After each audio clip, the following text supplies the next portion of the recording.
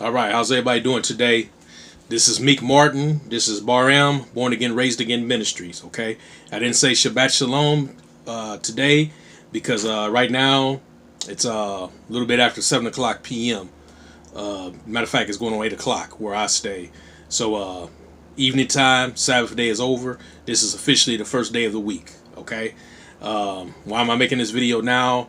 I didn't make it this morning or earlier today. It's because I've been out doing ministry work all day today. So if I look a little tired, that's the reason why. We praise the Most High for it. Okay, Sabbath day is a day of rest from your secular labors, amongst other things. And it never says, it's never written that it should not be a day for ministry. Okay, you should do your most ministry on the Sabbath day. Sabbath day is not meant to be just sitting in the house and, close the curtains and praying all day. Prayer is good, don't get me wrong. We got to pray to make it today. On the Sabbath day, you should be doing your most ministry. The Messiah, the example before us, he did his most healing on the Sabbath days. Okay, it's written. All right, so without further ado, coming out of your days when it comes to the Sabbath days, part 5. Okay, we're going to ask the question, is it necessary to keep or observe feast days? And the answer is yes. How do we know? Okay, well, let's put another question to that. Who orchestrated and or gave feast days? Okay, so let's turn to the book of Leviticus, what we know as Leviticus 23.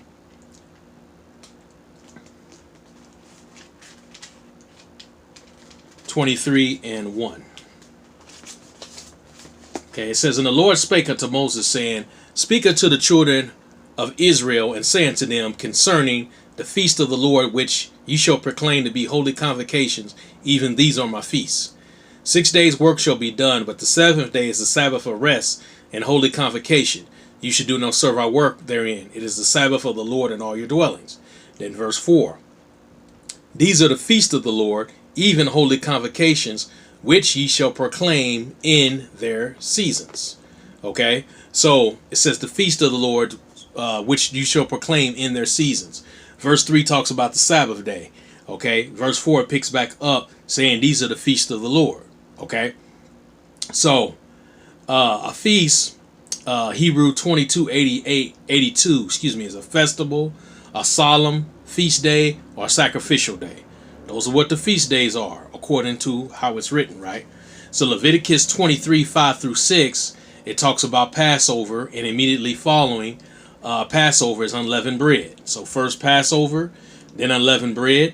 Then Leviticus 23:10-11 talks about first fruits, the Feast of First Fruits, also known as the Feast of Ingathering, also known as the Feast of Weeks. Leviticus 23:15-16, and also verse 21 talks about the day of Pentecost. Leviticus 23 verses 23-25 talks about the Feast of Trumpets. Leviticus 23 verses 26-28 talks about the Day of Atonement. Okay, Leviticus 23 verses 33-36 talks about the Feast of Tabernacles. Okay, so the feasts, 7 feasts, right? First fruits, Day of Pentecost, Feast of Trumpets, Day of Atonement, Feast of Tabernacles. Okay, excuse me, let me back up. Okay, first it talks about, it starts with Passover. Okay, then unleavened bread, then first fruits, then the Day of Pentecost, then the Feast of Trumpets, then the Day of Atonement, then the Feast of Tabernacles. Okay, so it's 7 feast days. All right, 7 feast days. Okay, so who were the feast days originally given to? So let's go to Leviticus 23, and let's start at verse 37. It says, These are the feasts of the Lord, which ye shall proclaim to be holy convocations, to offer an offering made by fire unto the Lord, a burnt offering and a meat offering, a sacrifice and drink offerings, everything upon his day. Beside the Sabbaths of the Lord, and beside your gifts, and beside all your vows, and beside all your freewill offerings, which ye give unto the Lord. Also on the 15th day of the 7th month, when ye have gathered in the fruit of the land, you shall keep a feast unto the Lord 7 days. On the first day shall be a Sabbath, and on the 8th day shall be a Sabbath. And you shall take ye on the first day the boughs of goodly trees, branches of palm trees, and the boughs of thick trees and willows of the brook. And ye shall rejoice before the Lord your God 7 days. And ye shall keep it a feast unto the Lord 7 days in a year. It shall be a statute forever in your generations. You shall celebrate it in the 7th month. So we hear 777, right? Ye shall dwell in booths 7 days. All that are Israelites born shall dwell in booths, that your generations may know that I made the children of Israel to dwell in booths. When I brought them out of the land of Egypt, I am the Lord your God. And Moses declared unto the children of Israel the feast of the Lord. So the feasts were first given to Israel, right? Now most people know that. Most people will accept that, right? So the big question is, are the feasts for today? Okay? In the Old Testament, under the Old Covenant, the Israelites were given the feasts, right? However, are the feasts for believers today, or were they just for Israelites back then? Okay? So for further clarity, let's go to 1 Corinthians 5 for the sake of time.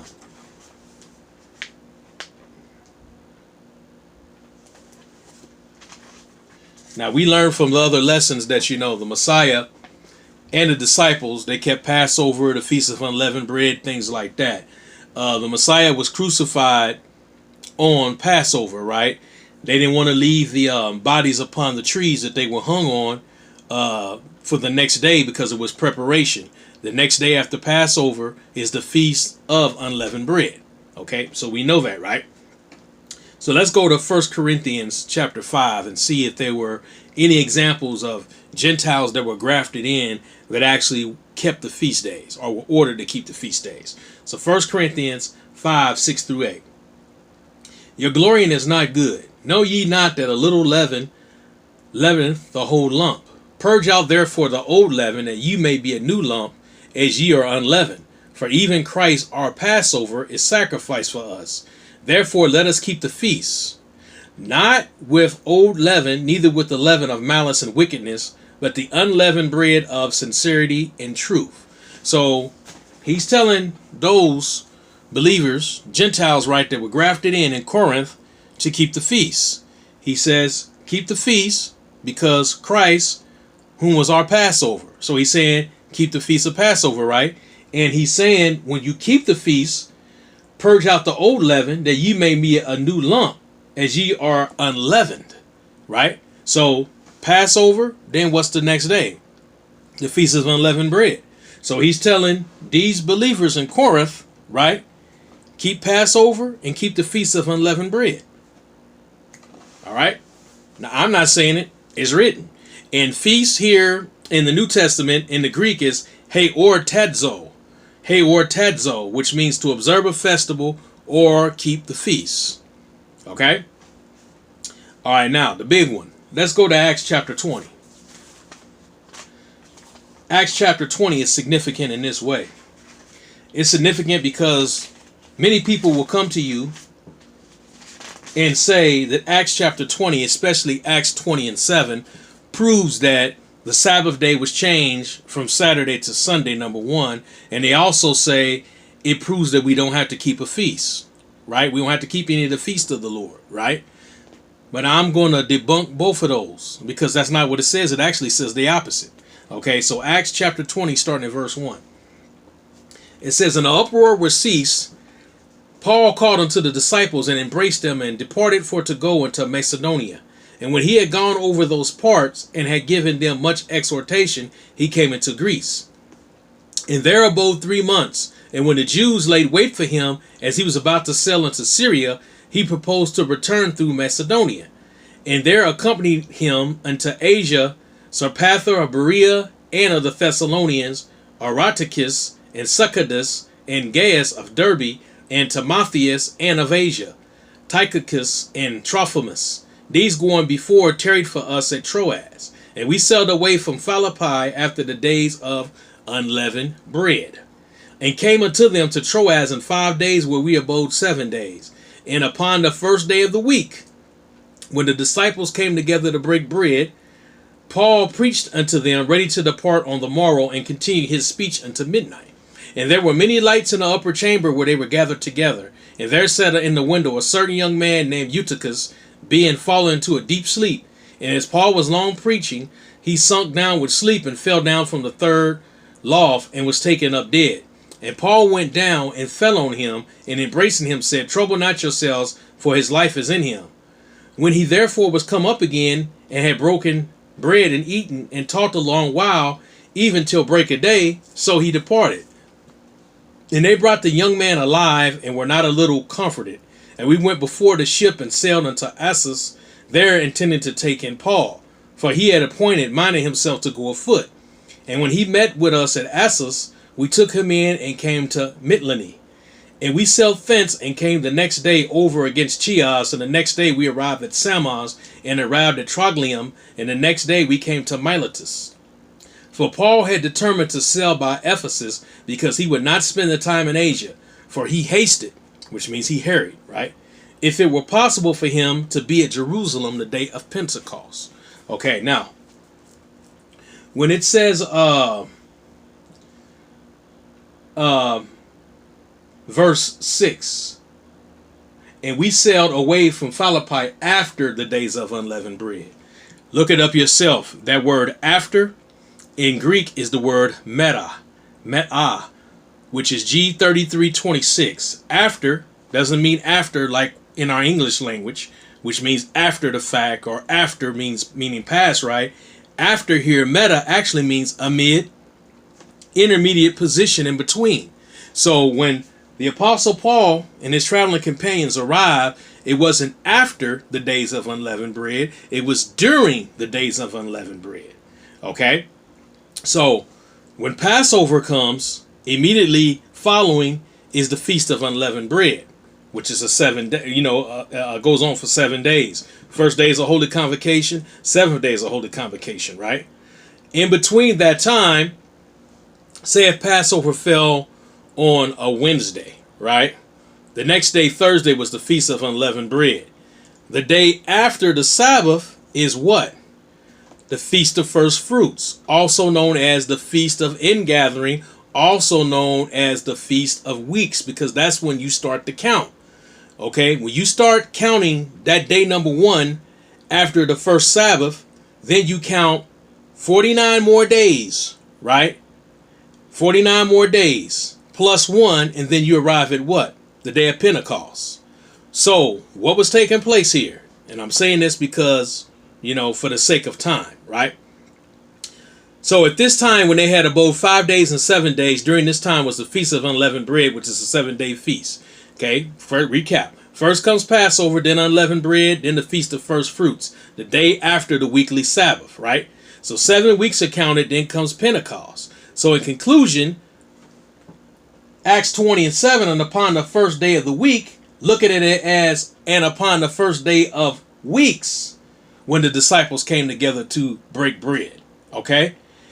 Actually, what it's saying is, upon the first day of weeks, right? It was 49 days plus 1 until Pentecost. So this was actually not a Sunday church service where the Sabbath day was changed.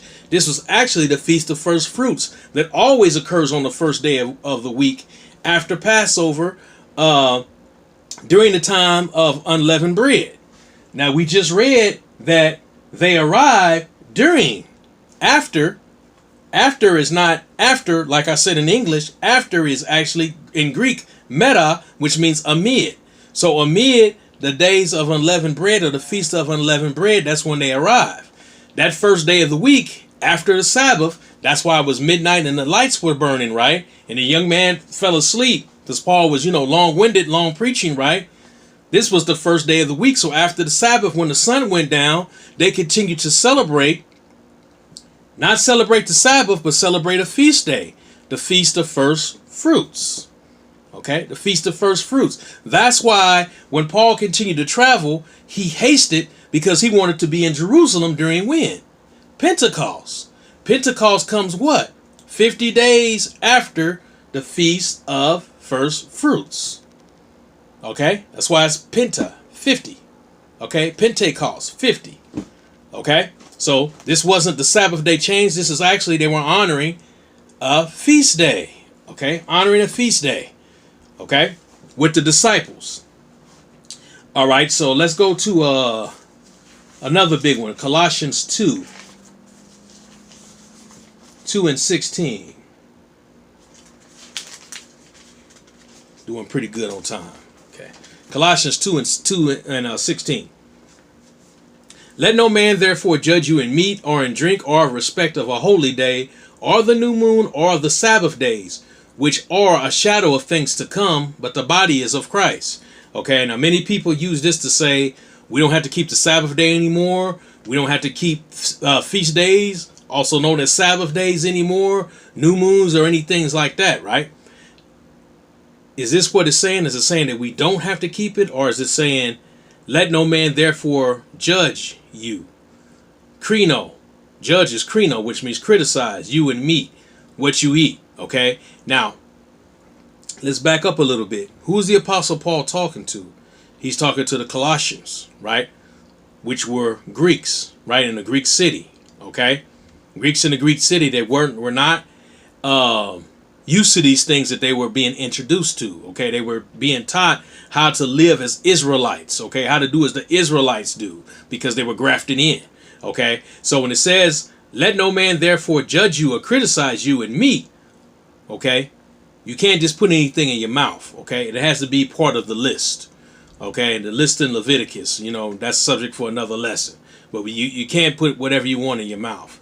I don't care what nobody says. They say a Christian can eat anything. You just got to pray over it. No, that's not true. I can prove that to the, from word, right, from scripture. But that's subject for another subject. Okay, in drink or in respect of a holy day, right? Holy day, feast day, or the new moon, or of the Sabbath days, which are, many people put verse 17 to say, which were a shadow of things to come. No, which are a shadow of things to come, but the body is of Christ. And I was able to show this morning that before I actually come, my shadow gets there first. Okay, the shadow comes first, then the person. Okay, so which are a shadow of things to come, right? They're a shadow of things to come, not were, but they are a shadow of things to come. So when you observe the Sabbath day, that's a shadow of things to come. We prove that from Isaiah 66, 22-23. That on the new earth, we're going to be observing feast days and the Sabbath day, right? Okay. Passover, okay? When he was crucified, right? Next came unleavened bread, right? Then after that, first fruits. First fruits, he did not rise on that day. He showed himself on that day that he was risen. Okay, we'll talk about that some more on another lesson. All right. Feast of Trumpets recognizes his return, because when he returns, he's going to return with the voice of the trumpet. Right. Feast of Tabernacles. Okay, he was born on day one of Feast of Tabernacles, which falls in the fall season, not the winter season. Right. Okay, born on the first day of the Feast of Tabernacles. On the 8th day of the Feast of Tabernacles, he was named and he was circumcised. Okay, like all Israelite male babies were, right? So I could continue on, the Day of Atonement and things like that, but the feast days are significant. They are very significant, right? Last scripture.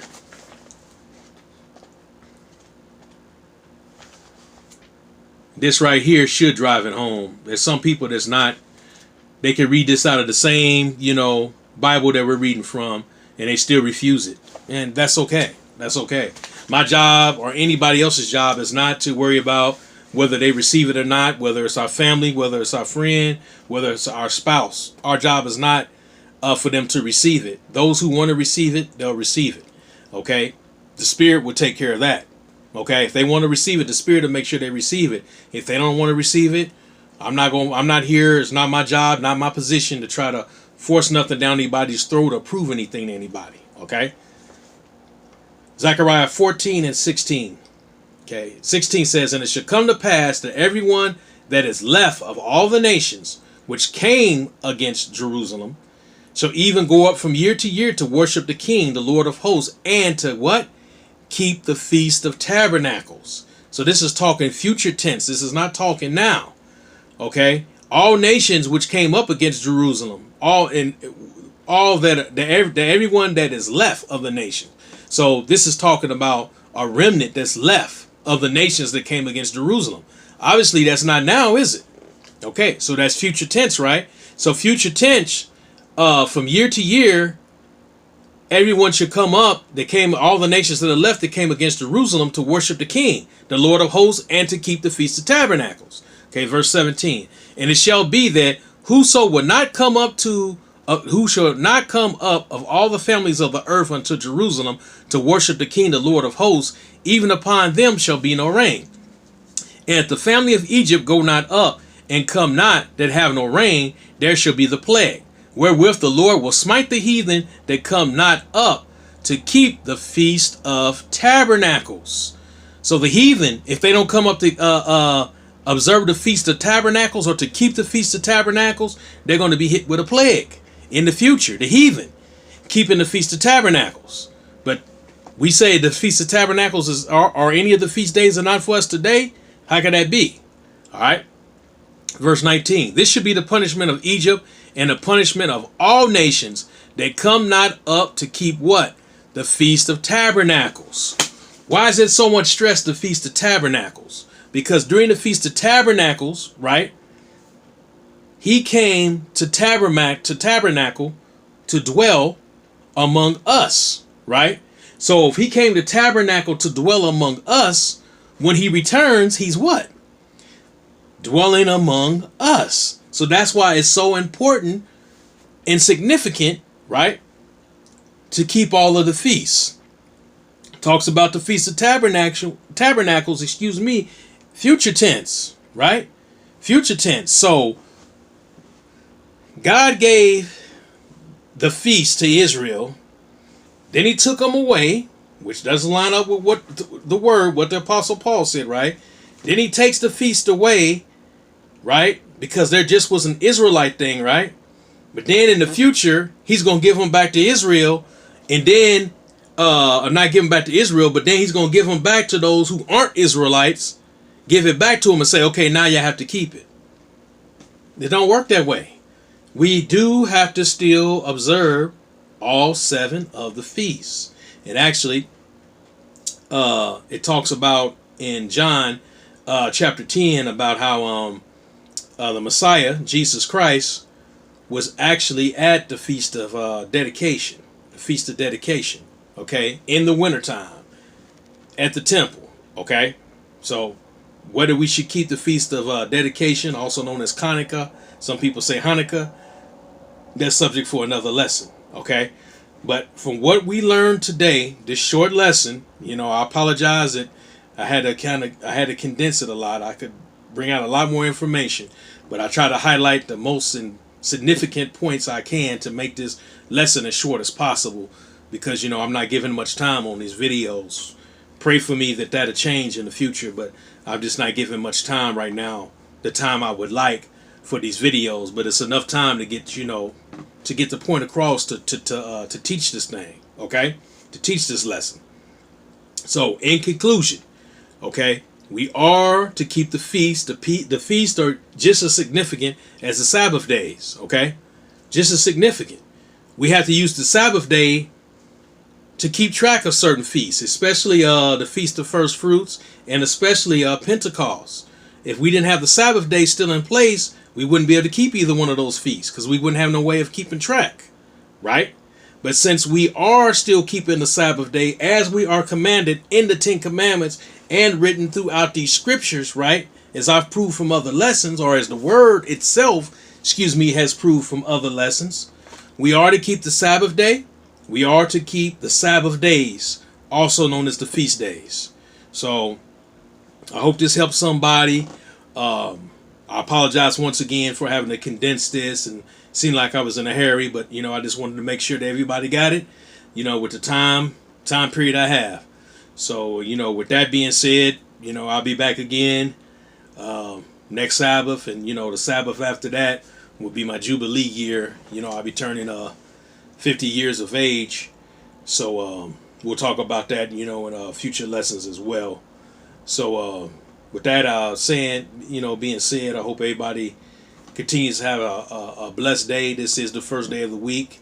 Continue to have a blessed week, and Master willing,